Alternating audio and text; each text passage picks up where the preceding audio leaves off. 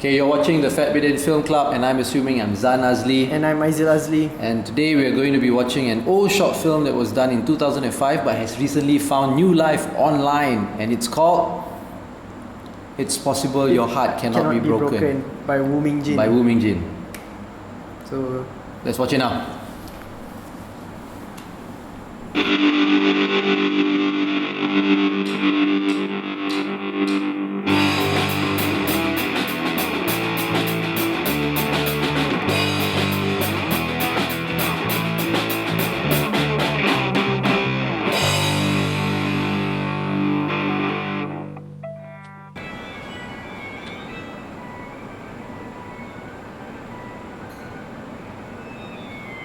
Okay. Film over. yeah, so 2005. And what happened to that director now? Woo Ming Jin, he's directed a few feature-length films already. He even has a feature-length film screened in Cannes. Oh, okay. Like the third Malaysian only to do it. Yeah. So he's done a lot of telemovies. He's done some local commercial films. Yeah. Yeah. He's a friend of yours, right? He's a friend of mine. I was the producer for his first feature-length film, Monday Morning Glory. Okay. Yeah. I was gonna say he's my lecturer, but he left. But he lectured at your university. Yeah. He was my wife's lecturer. Oh, okay. Right. Does he remember her? Yes. Actually, Jasmine even acted in one of his short films. Okay. Yeah. Oh, I never knew that. So now you know. Yeah. So what do you think about the film? It's a nice film. It's a very simple story, simple, funny, charming. You know, Right. some quite interesting acting, I thought. And it's pretty straightforward. There's nothing much I can actually say. What the film is about? I think. Okay, please tell them. You haven't explained is that the film is it's a 60-minute film, where this couple, they individually give interviews on how they met and what they thought about the relationship. Yeah.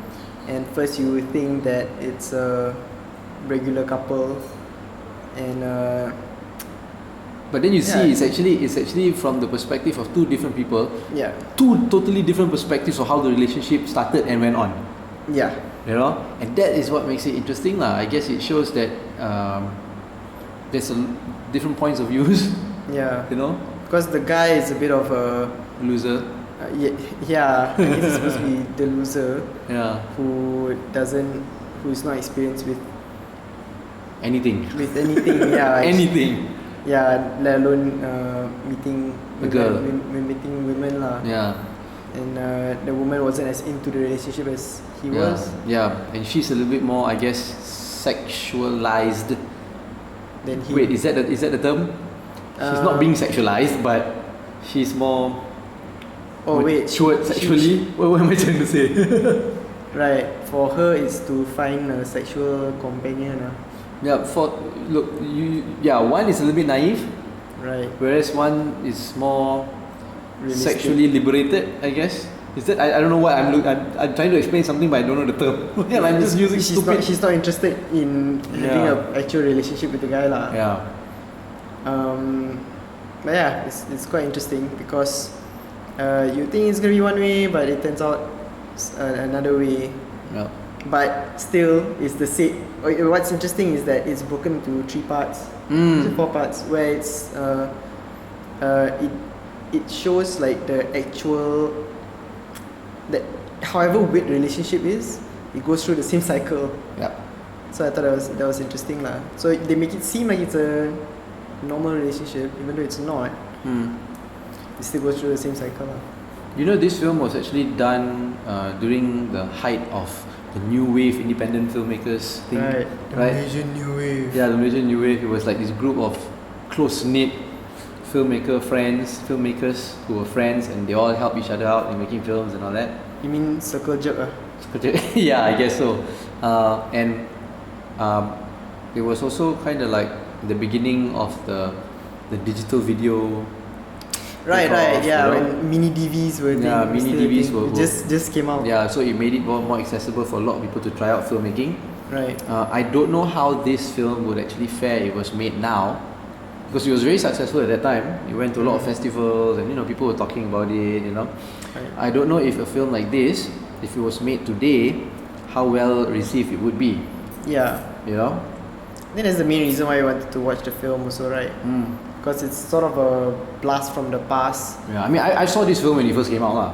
Yeah, and the style also is like seems like of that time. Yeah. That it's so different from what we been watching recently, especially like what we've been finding online. The stuff that we saw on Tapao TV, on Vidsi and all that. Yeah, It's totally whereas different. It's very flashy. Yeah. Whereas this one you can't flash You can't. much. It looks like it's made on Windows Movie Maker. It probably was. Yeah, but still, so like because even though making films was accessible, there were a lot of limitations that push a filmmaker to explore different parts of the film rather than like constantly exploring the audio design. Yeah, that's right. So the only limitations was actually technology, lah. Right. So this was to me this was a very basic, good story. Yeah. Excellent. I don't know, lah. But then again, like I was saying, it's also like during that time, a lot of attention was being given to this part of the world when it came to filmmaking. And I don't really want to sound like a jerk by saying this, but at that time I felt like as long as if a film was in the Mandarin language, it would go places. Oh, is it? Yeah. It was a little bit of exoticism also, because a lot of these films were successful in Europe and all that. Oh, And because they were focusing on this region and this kind of films. You know? Right. Yeah. If it was in Mandarin, then it's like, oh, this is Asian. Yeah, this is Oriental, Occidental, whatever. You know what I mean? Oh, okay. Yeah. I don't know if this is true lah. It's just kind of like sort of like my observation lah. But it's still more interesting than. Hey, I drew a picture of you. Yeah. Look, I'm not trying to knock the film. Throwback to last week's episode. Yeah, go watch it. The link is somewhere around here. Go listen to it or whatever.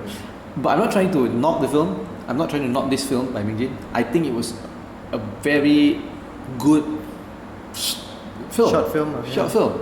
Basic story, sometimes you don't need to have like a flashy plot, Yeah. or script and all that to tell a nice story. Basically funny characters. Yeah, funny the characters, funny lines, good acting, Yeah. Yeah, it's fundamentals. Yeah, so see, I recently met Edmund Yeo, who works together with Ming Jin at his production company called Greenlight Pictures, and he's telling me that they are actually in the process of looking through all their old films, all their old short films, and trying to upload it online for people to watch. Okay. So I think you should go and watch it. I mean, you can get it on YouTube. You go to YouTube and search for Greenlight Pictures YouTube page, right? And it's a good YouTube channel to just look out for, lah. Not a lot of the old films are up yet. This is one of the first. Yeah, it's a good start, I guess. Yeah. So Greenlight Pictures. Yeah. Cool. Was this his actual first film? No. He's done a few films before this. This was one of his short films. Right. Yeah. Cool. So, would you recommend people to go watch it? Yeah, I think it's worth a watch, especially for people who have been watching a lot of newer, flashy, beautiful picture short films. I think just chill out and watch something like this for a while. As in, like, watch this film for a while. Yeah. See how it all doesn't started. make sense. Watch this watch this film. Take some time out to watch this film. Yes. To just chill from the visual flashiness lah. And sound and audio design. And audio design. Yeah lah, because this one, I think I watched it today also. I still feel, I guess it's less easy to digest compared to those other short films. Less easy to digest. Less easy. So to it means digest. difficult to digest. I mean, it's harder to sit through because it's less things in front of me to capture my attention. Really? So like I have to sit down and like I gotta listen to what they're saying. Oh, okay. I have to actually put in some effort. Really? I have to invest some effort to enjoy the film. Oh wow, I don't know if it's a generation gap or thing or age gap or what, Right. but I felt like this is something very easy for me to sit down and digest compared Right. to the newer, more flashy, where there's a lot of distractions for me. Right. You know what I mean? The films that are done today. Right. You know, there's just too many distractions that's taking it away from the actual what film is Hey. supposed to be lah. Color grading is so important, okay? Everybody said color grading. You saw the hue, the greenish hue. Oh, is it? Yeah, it was the look that everybody was trying to get at that time when the new Panasonic camera with the film gamma Gamma. rays for film look. It was at that time so everybody was trying to get that kind of look, and it was known as using digital video to get the film look. It was being talked about so everywhere around the world at that time. That's so weird. Yeah. At that time that was the technology geek speak at that time So Just to let weird, you in on the stuff that was happening when you were still in school Right. Okay. So welcome back from Sarawak. Yes. No more. I just came out from the Screen. computer screen. Can you do that when you edit this video? No. Okay, so if you like this episode, please share it with everybody you know. If you don't like it, torture everybody and share it anyway. Follow us on all our social media platforms at Fat Bidin, or go to fatbidin.com for everything. Yes. So you have been watching and listening to the Fat Bidin Film Club, and I'm assuming I'm Zan Azli. And I am Aizul Azli. Goodbye. Bye.